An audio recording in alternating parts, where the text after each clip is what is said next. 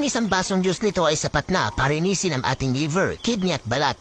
Ang gagawin lamang, kumuha ng sibuyas, isang pirasong malaking sibuyas, 10 pirasong kalamansi. Pwede din gumamit ng lemon. Mas prepared ko ang fresh kalamansi. Tapos 4 o 5 pirasong bawang. Lagyan ng 1.5 basong tubig.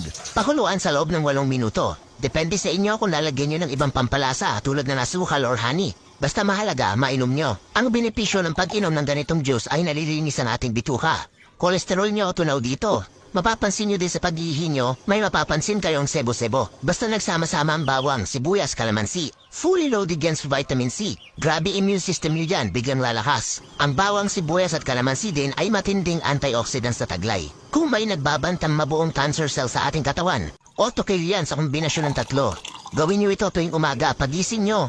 Dapat walang laman ang tiyan. Uulitin ko po, dapat walang laman ang tiyan. 3 beses sa loob na 1 linggo. Ayan ay araw-araw nyo i-take. Tapos itong sibuyas bawang kalamansi, 3 beses naman sa 1 linggo.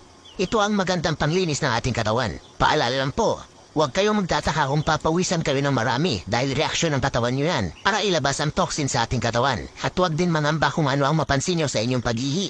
Normal din yan naglalabas ng lason sa ating katawan.